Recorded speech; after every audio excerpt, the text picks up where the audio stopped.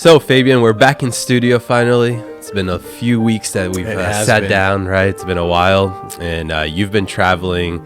We've been doing a lot of content. You actually went to an RFK Jr. event, right? And he launched a essentially new platform that's going to help Trump win in November in less than 40 days now. So how was that?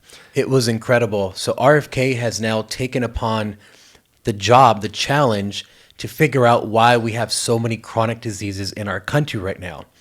So I was in Scottsdale, Arizona at a Turning Point event, and it was RFK and Charlie Kirk, and I believe the other guy is Casey Means.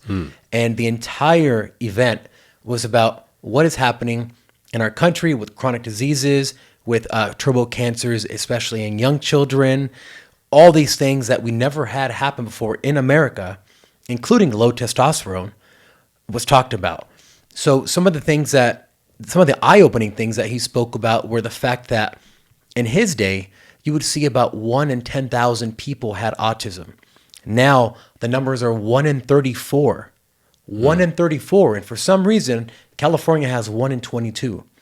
And no one's talking about this. Now, what's changed since the late 80s until now, and what he was talking about is a combination of we are heavily vaccinated now compared to where we were before 89. The vaccination schedules have changed, and all the things that they're putting in our food, the bioengineered food ingredients, the artificial dyes, the sugar, and the seed oils. Those are all contributing factors when you add in medications that have been given to people younger and younger, because the amount of things that you're supposed to have in your body before you hit that red line has lowered and lowered, for instance, cholesterol and testosterone.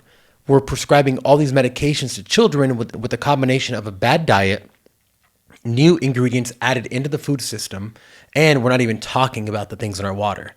So Make America Healthy Again is his slogan, and I love that he is doing this. I love that slogan so much because it seems like it's no longer bound by political parties or ideologies, right? When you say, I just want to make America healthy again, that seems like something that everybody can get on board on, right? It's like almost like when you say, I want to help children, right? Who's going to, right? If you're a Republican, no Democrat is going to disagree with you on that, right? Nope. So I really like that new slogan, and it feels like it's actually a pretty hot topic nowadays. Everybody's worried about what's in their food, especially they see ingredients that are in American products compared to like products just in Canada, not even in Europe, right? And I actually saw that RFK held a certain, or the House held a certain hearing for him, and they brought all of these various individuals to testify in an official committee setting.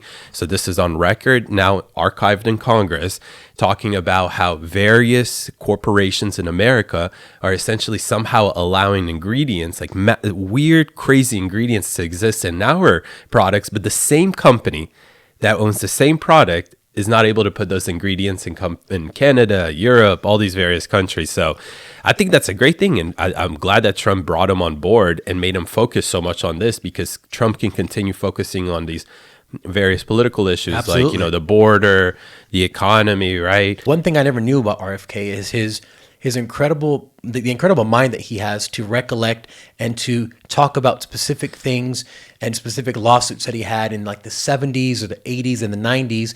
He'll reference a specific body of water, I think over by Massachusetts. And he's talking about how the water levels were in the 70s. And when he sued him, it was this. So he has a very, very deep knowledge about specific areas in the country and what's went wrong with them and how they've fixed them. So that was one of the things I don't think a lot of people see, because, you see a stump speech or you see him speaking, but his ability to bring up or his recollection ability is incredible. That's amazing. Well, I think he's a great asset for the campaign, and it's so cool that you got out to see him. And what you sat in the VIP section, right? Yeah, we're hanging out with Seek Smith, who is the founder of the Mom Army. Matt for Phoenix, he's running against the Democratic incumbent in Phoenix.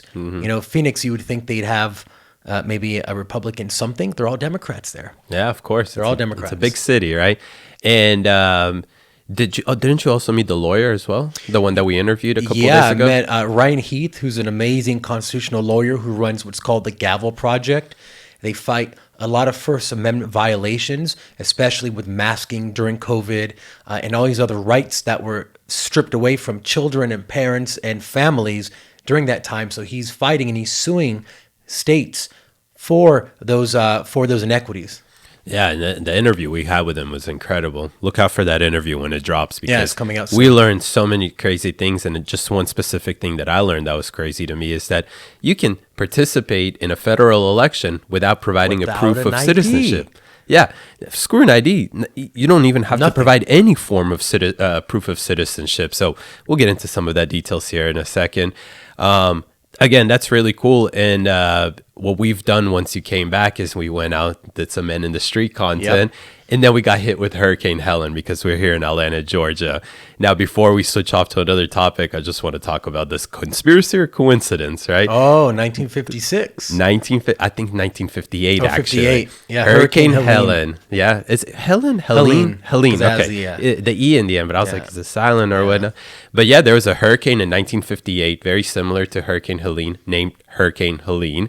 And right before it made landfall, it sped up and got classified as a Category 4 hurricane. The same exact thing that happened with this one. The only difference is this also, one. it made landfall on the exact same day, too. That was creepy, and it started in the same day, and it made landfall on the exact same day. That's crazy. Yeah. So coincidence, conspiracy, who knows? We'll let the chats we'll answer that one for us. Yeah, exactly. But Fabian, I think we have something major happening in less than 40 days, huh? Yeah, probably the most consequential election in our lifetimes, maybe the history of the country, other than maybe the Civil War, happening in just a month or so with the election of Donald Trump or Kamala Harris. We will see which one ends up on top. Yeah, exactly. And, usually we reference polls and whatnot. Screw the polls. Like within the last weeks, we've seen how crazy flip-flopping these polls are.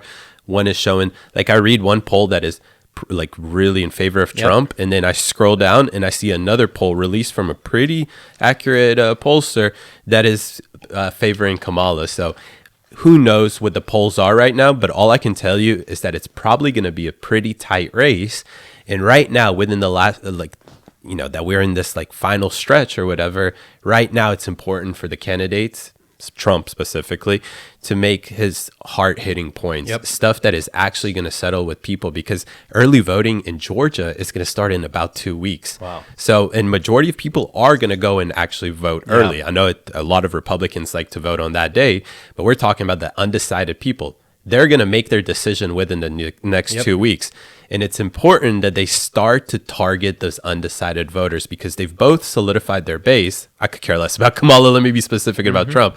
He needs to start to message things a little bit more directly to the individuals that are on the fence. And he started to do pretty good things lately. He came out he did a press conference the other day with the border, talking about a comprehensive approach to the border. He met with Zelensky. Right. That was not expected. Not expected. Correct. Yeah. And I wonder how some people view that. But to me, regardless what your opinion is about the whole conflict there and what your opinion is in terms of what we should do with Ukraine, you should be happy to see that Trump is acting like an actual president right now. Right. He's not, appealing to a certain base or not. He's meeting with Zelensky and he's figuring out what he can do with him to bring him to the table with Putin so we can settle this thing down forever again. Yeah. And we know that the military industrial complex does not want to end this war. They are making money hand over fist. They've gotten a contract from the U.S. government. I don't know if it's Raytheon or Boeing, whoever makes those shells for the howitzers and all the artillery in Ukraine.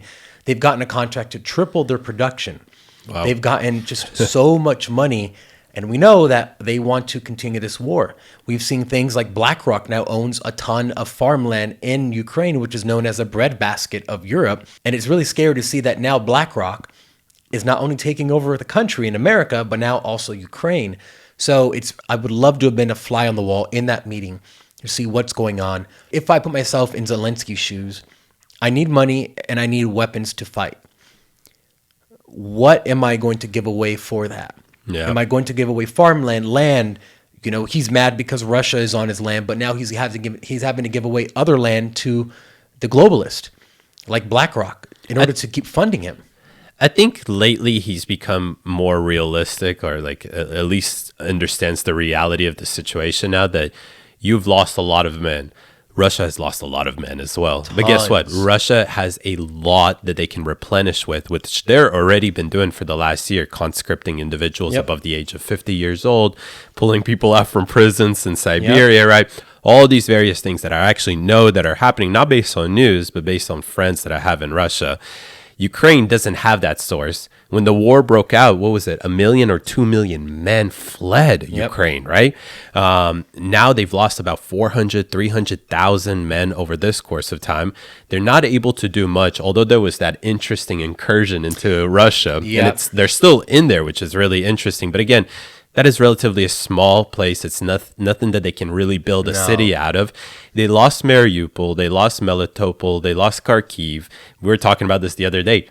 Russia already built a new city in Mariupol and told individuals living in butthole parts of Russia, hey, 80-90% of everything, like the cost of living and whatnot, will subsidize, just live in Mariupol, because they want to make it an actual legitimate Russian city. Ukraine's not going to be able to get that back. No. And they don't have the men to do that. Regardless of how much we will fund them, it is time to come to the table. And as much as I hated saying that a year ago, you're going to have to make a peace agreement. And from there on, we're going to have to do everything we can to ensure that Putin doesn't make that attempt again. Well, and it's pretty incredible watching these videos of these cities being built from the rubble that the Russians have created by bombing them. They created these super modern cities with white houses and little townhouses and parks for the children. And I get what they're doing. If they put children and families there and you tried to take it back, then it's going to look like a humanitarian crisis because, you know, you're bombing children or however you do it in whatever capacity. Their strategy has been incredible to watch, not in a good way, but just in an overall way, to see how the war is fought, how they use information warfare.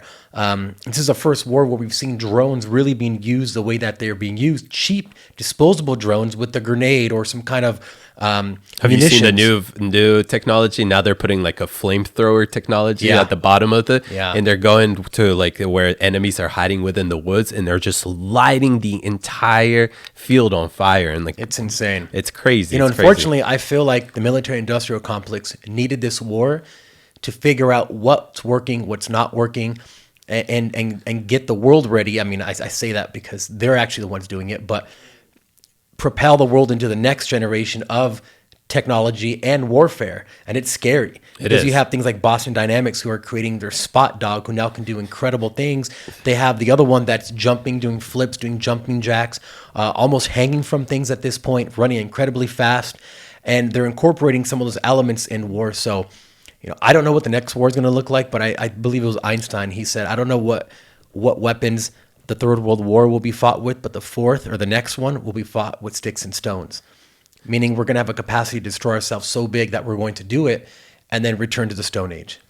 I mean, I think we're seeing it happen right now with what Israel has done in the last 2 weeks to Hezbollah, right?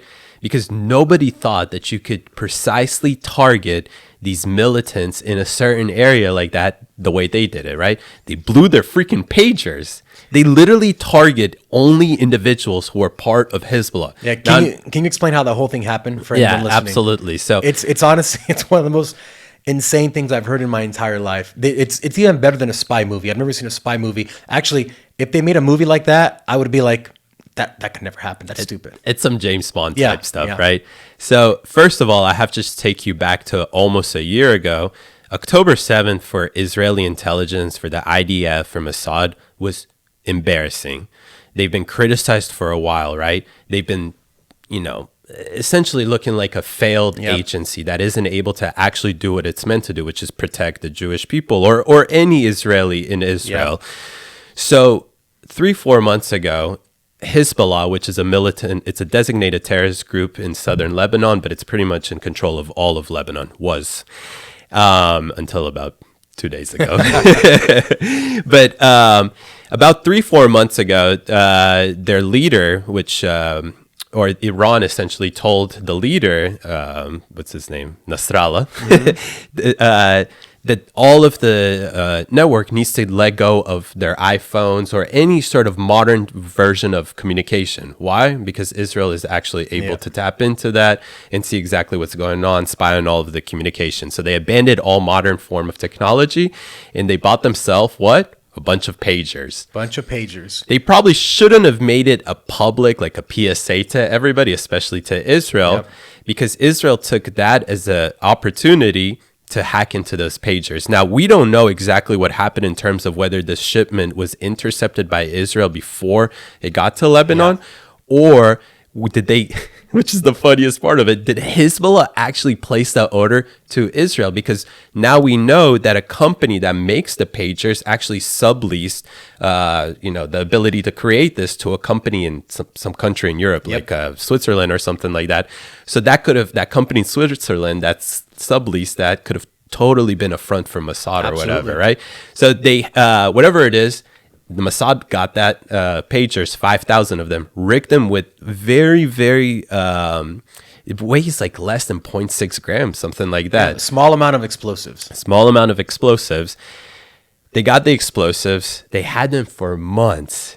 And when the time was right, they exploded those pagers. Now, the following day, they still had to communicate, like all of the people that weren't injured. So just say, what was the fallout from that? Like, So basically, all of a sudden, around 3 p.m. in Lebanon during the day, individuals with pagers received a message. And that's smart, so they could actually hold it in their hand. It's one thing to target that area of the body, which is where you'll probably keep your pager, but it's for militant groups, destroy their ability to actually hold a gun or to see, right? Because the pagers blew up, taking their hands, taking their vision out, right? And most people are right hand dominant, and that's your trigger hand. So you pull a pager out with your right hand hand's gone. How are you going to shoot? You can learn to shoot. I mean, if you're holding it both hands, there go your hands. Exactly. But you also got to think about it. If you're already holding it like this and you're looking at a pager like this or like this, when it explodes, it also takes out your vision. It was 70 or 80% of the injuries are vision related, right? Wow. So that's permanent, right? Yes, you can start to learn how to shoot, with the, handicap hand. Without eyes. Yeah, but listen, the funniest thing about this, or I don't know, maybe I'm too immoral to say that it's funny, but 24 hours later, when they were going and burying their fellow Hezbollah militants, what did they bring themselves in order to continue to communicate? So at that point, they switched to walkie-talkies. Correct. They switched to walkie-talkies. And suddenly at their funerals, when they were burying their fellow Hezbollah militants who just blew up from pagers, they started to blow up as well because the walkie-talkies were also targeted next. And then we hear rumors as well that kitchen appliances were targeted as well. But the craziest thing to see from all of this is that for a while, for individuals that have been criticizing how Israel or the IDF operates in Gaza, too many civilian casualties and whatnot, well, here they were also criticizing IDF. Why? This was the most precise way to target solely individuals who are part of a terrorist group that's been designated by European countries, United States, even predominant Arab countries, right? And people are still upset about that. They're always going to be upset. We spent 20 trillion in 20 years or something like that in Afghanistan, and we sent tons of people to their deaths, tons of American service members to their deaths because we needed to uproot these people, and we could have just done it more strategically. Now, it wouldn't have been as much money for the military-industrial complex, which was building the cities, bringing in the food. They had all these contracts, Dick Cheney specifically, and I believe it was Halliburton that he was the CEO of.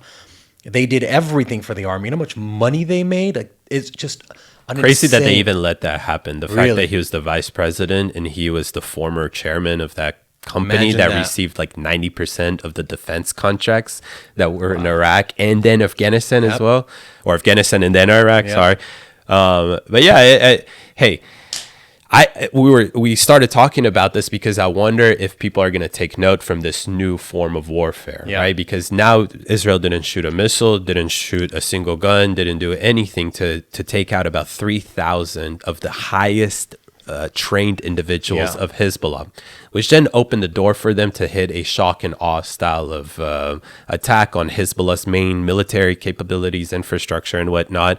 That happened over the next course of 2-3 days. And then the craziest thing, the UN is happening right now, or what is it called? The United Nations Conference, whatever it is. Everybody's coming to New York City. All the malarkey, right? So of course, Bibi, he flew. And they announced Bibi is the prime minister of Israel, Benjamin Netanyahu. So he flew from Israel to New York City to deliver a speech in front of the UN Assembly. And they specifically put out his schedule. He was leaving Friday, and then he was leaving Thursday, and he'll be back Saturday night. Friday morning is when he greenlit the operation to take out the leader of Hezbollah, Hassan Nasrallah. And I think that is so smart because essentially I think that what happened was that Nasrallah came out of the outskirts of Beirut to the big headquarter bunker because he felt as though, okay, well, Benjamin Netanyahu is not in Israel. Yeah. This is a great opportunity. It was the perfect way to, make them believe that, oh, this is a good time that we can actually go and meet. And boom, what did they do? They targeted that headquarter bunker. Benjamin Netanyahu greenlit it from his hotel room in New York City, and they took out all of Hezbollah's essential leadership within 2 weeks. And one of the things I'm thinking about, if I'm looking at optics, when you're speaking to the whole world, literally the whole world is there. All the ambassadors, everyone is there. You talk about that, and then you use that kind of show of force, still being in New York, and saying, "Look at what happened." So you essentially show that as strength when you just spoke to everyone and you do something like this. Showing a strength of force, similar to when, I forgot exactly what it was, but it was Trump, and I think that he was meeting with Xi Jinping. I forgot exactly what happened. I think that something revolving Iran or something like that. Anyways, he was at dinner with Xi Jinping, and something happened, and he greenlit the operation right there, sitting with Xi Jinping. Just to 5 minutes later come to him and say, hey, by the way, we just took out this, this and that. And you have to think about it because at that point, China was actually working. It still is essentially part of this partnership with Iran, Russia. That's what China does. It's friends with everybody. The West really does, essentially disenfranchise countries like Iran and Russia from wanting to partner us with us. Good, because they are a bunch of dictators, right? We essentially isolate them. Well, they group up with themselves, and then China still makes its ways in order to influence them. But absolutely, the world is at a very crucial precipice right now, and I'm happy that Hezbollah has been neutered because they were doing nothing except causing problems. Obviously, we know that they're funded by Iran and places like this that want to see them as a de facto proxy army to do what Iran can't do right now because of many reasons. But some people think if Trump gets in office, things will get worse. Iran will target things. There's a lot happening right now that we don't know the answer to. But one thing that we do know the answer to is that RFK is making America healthy again. That is right. So that's great. No, that's incredible. And for anyone listening, that story, like I said, it's something out of a movie. It is. It really is definitely something out of a movie. Something else having to do with explosives, but hopefully it doesn't explode, is Elon Musk is ready to send the Starship up into orbit and then catch it. So this is pretty incredible. It's never been done in the history of humanity. When the rocket ship goes up, it lands propulsively, meaning it lands with the engines and it slows it down and it has these landing legs. Well, Elon Musk said the only way to get quick reusability is not the way we're doing it now, because the way they do it now is it launches and it lands somewhere, typically in the ocean, on this barge, this automated massive boat, and then they take it back to shore. Then they have to put it on its side, transport it back to Texas where they launch out of, and then get it all ready again. He says that takes way too long. So his idea was, he said, why don't we launch it? But then when it comes, it's called return to launch site, RTL. When it returns to where it launched, instead of having it land, why don't we have these arms that will close around it as it's lowering, catch the rocket without the top part, refuel it, just like you would pull into a gas station with your car, and then just put the new upper stage, the top of it, back on and launch it right away. Now, everyone thought this was a crazy, stupid idea. Elon Musk likes to make jokes, but then someone sent him something and say, why don't you catch it with like chopstick arms? And this is exactly what he's doing. So if you can imagine, now they call it Mechzilla. It's these two massive arms. It's like a claw. And as a rocket's coming down, these arms will close slowly until they literally latch on to these little handles they have, holding the rocket up, the entire rocket up. Now, it doesn't weigh a lot after there's no fuel, because the outside of the rocket is about as thin as a Coke can, which is actually, a lot of people don't know this. Crazy. All it is It's a little Coke can with a bunch of pressure inside.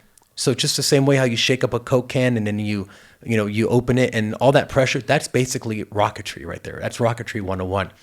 So what is the benefit of them being able to catch it with the chopsticks instead of what is it currently just landing on the and sitting on the ground, I guess? Yeah, so right now the way it works is it would have to land in the sea because your trajectory will take it out to the ocean to get enough speed to then launch the upper stage, which it comes off of the booster. The booster is just all the fuel. Mm-hmm. So once you get it into orbit, you launch the first stage that has the satellites or whatever else you want to launch. And then that booster has to land back, but because the Earth is spinning, it lands in the ocean. So right now, they're just sending a boat out to catch it. So it lands on the boat, then the boat has to come all the way back to shore, and that can take days, and because it has to go slowly, especially with conditions in the ocean, etc. Then they have to put it on its side, transport this massive, what's almost as tall as the Statue of Liberty, transport it all the way back. That takes a lot of time, logistics, and money. So he was like, if we want to get to Mars, we have to send a ton of stuff out there. How can we do this quicker? How can we get rid of all this extra logistics and get to our goals? And that's what he came up with. So it's literally stacked right now. It is ready to go. It's on the launch pad. Everything is ready, except the FAA won't give them the clearance because of these minute paperwork details that they want figured out. Of course. Bureaucracy. From the government. I'm sure some liberal is sitting there and it's like, oh, Elon Musk, no. Even though this is so friendly for the environment, this is so beneficial, right? All these various things, less emissions because now the boat doesn't have to do all this crazy stuff. No, I can't let Elon Musk do this. Absolutely. And, so the FAA has all these requirements that they have to go through before you launch. They have to make sure that you do X, Y, and Z. They do environmental impact reports to make sure that you're not flying over this like protected species of seagull or whatever it is. But they had Congress called up, I don't know if it was the head of the FAA, and they're asking, why is it that you're holding up this launch that's going to help us get to the next planet? And he said, well, there's safety issues. Now, SpaceX has the best safety record out of any rocket company, including the government, that has ever existed. Yeah. Ever existed. And it's essentially, we all know it's politics, but Elon Musk is calling for that guy to now resign. There's a whole lot of things happening, but it's just incredible that we're about to do something never been done in human history, is catch a rocket with two little pieces of metal that close around it. I mean, it's just that is so insane. Like, I won't believe it until I see it. Right now, it's probably not going to work for the first time, but the good thing is you don't want to destroy your launch pad. Those are really expensive. It take a lot of time to construct. But what happens is by the time it gets back down, there's very, very little fuel left over in it. So they're making sure that there's not a lot of things that could explode. And it's very light. So the very worst is that it misses, which most likely will happen. I mean, the chances that they're going to get this right on the first time is probably very slim. But at least prove that it can be done. And then just like they've done every time, just do it again and again until you catch it. And you said something interesting that essentially this could be used later. This is all to be used to later on get us out of the Earth, right? To move humanity from the Earth to Mars or whatever it is. And when they land and they can grab them with the chopsticks, I guess they can refuel them right away and send the next batch of people up. Exactly. So what they'll do is they need to send a lot of equipment to Mars before humans even get there. You have to have all the stuff there before you get there. Otherwise, it's just standing around, and once your oxygen's done, you die. So you have to get thousands and thousands of tons. I don't know the exact number, but the only way to do that reliably and cheaply is to do it this way. It's the only way to do it. That makes sense. Good for Elon. And I like that he's taking a lot of information, like ideas, or getting his ideas from the public. Yep. I'll never forget that one video where I guess he was with his favorite engineer who's a YouTuber. And he was talking about Tim Dodd. Yeah. That's the video where he was like talking about his spaceship, right? Yep. And then he was having some issue and the guy asked him a question and he was like, you know what? And then I think that like resolved a lot of the issues. Exactly. That he was having. And then he had his engineers actually change it to that. So it's very rare for a CEO to take recommendations from just a general public. And that's why I really trust him. I know we can maybe switch a little topic like that, but still it's with Elon Musk. Trump proposed essentially to put him as the individual that would cut waste from the government, right? With analyze agencies and understand what's happening and be able to cut a lot of the waste there. No better person to take care of that actually than the individual who came in, took over Twitter, fired 80% of the employees there, 80%. And actually turned over profit, like is actually thriving now. I don't know if they turned over a profit, but they're definitely thriving now. So, Elon Musk is great, and I'll do great for it. I mean, if you would have told me 6 months ago that we would have a dream team of Elon Musk, RFK, Trump, Tulsi Gabbard, and Vivek Ramaswamy, like that is a next generation of politicians, not Trump specifically, but everyone else, because never before have you had people from both political parties. They were all, aside from Trump and maybe Vivek, they were all Democrats. Elon has voted Democrat. Obviously, Tulsi was a Democrat. She was the vice chair of the DNC, I believe. And RFK was obviously, RFK is a Kennedy, so clearly Democrats. You have all these people saying, let's fix what's wrong with the government once and for all, the real way. And there's so much angst toward them on the left. Like, why wouldn't you want somebody making your country healthier? Why wouldn't you want someone like Elon Musk going in and cutting costs in the government when he's done that his entire lifetime? He's the richest man in the world. He has multiple multi-billion-dollar companies. Like, it just makes complete sense. What is the reason why you wouldn't want something like that? I don't understand it. Well, you know why. It's all we know why, right? I know why, but I still don't understand it. I was talking to my friend about this, and he was trying to convince me that the only way that we can win Democrats over, or not even win Democrats over, but win in November in less than 30 days, is that we should play the Democrats game. And what did he mean by the Democrats game? Politically prosecute our opposition, do these very untraditional things and tactics that Democrats are involved in, where essentially they portray the opposition as enemies of state. And I tried to explain to him that we haven't done that. And because we haven't done that, we've been able to win people over to our side like Elon Musk, like Tulsi Gabbard, like RFK Jr. now. And I want to know what's your opinion about that. Is that a more effective way to actually win people over? Because I understand people are upset, certain Republicans can be upset. Why aren't we going after them like they're going after us? You have to think about it in the long term. How many Democrats are actually coming over to our side, like Tulsi, like RFK Jr., I want to say like Elon Musk, because they're seeing what the Dems are doing and they can't partake in that? Isn't it way more effective that we don't play that game, even though that may come in the cost of not going after Hillary Clinton or whatever it is? Yeah, I mean, on one side of it, you have the Republican Party who has conservative morals, right? And they are a party of... They're supposed to be a party of morals. On the other hand, you have a party that will do anything, it doesn't matter what, because when they say our democracy, they don't mean the democracy for everyone. They mean their specific version of democracy. And I think that's a lot of people don't understand. That's key, yeah. And they keep hammering that word, our democracy. But a leftist version of democracy, it's not a democracy at all. It's actually authoritarian. So I think people are starting to realize that when they say our democracy, they don't really mean what they think that they mean. Marxists always have a way of using words that to the general population means one thing, but to Marxists themselves means something completely different. So, it's doublespeak. It's communist doublespeak. And they've done this for a very long time. But I think the Republican Party would do well just to continue hammering the issues. They've already taken over what was typically a Democratic issue of, the environment and very true. Yeah, so they've co-opted that. So now all these environmentalists, which I know actually quite a few, Ariana Victor, who does great stuff, she was turned away from the Democratic Party because of the COVID stuff. So people like that are going to have a hard time reconciliating, well, what do I really want more? I'm an eco-friendly person and I want the world to be better this specific way. Am I going to now vote Republican because they're espousing those exact values that I want to have happen? So it's interesting. Obviously, we're going through a party flip now. The Republican Party is a party of the working man and the fighter and almost like the minority now. We've also seen massive registrants of people into the Republican Party, especially Gen Z males, and the voting makeup of people are changing. So it's interesting. It is interesting. And that's what makes me think more and more that if we continue doing this, continue going about the way that we've been doing this, it may be messy a little bit, annoying at some point, frustrating and whatnot. But if you actually look at it, what we've been doing the last 4 years is very effective. And I couldn't imagine what would have happened if we dipped down and actually played the Democrats' game.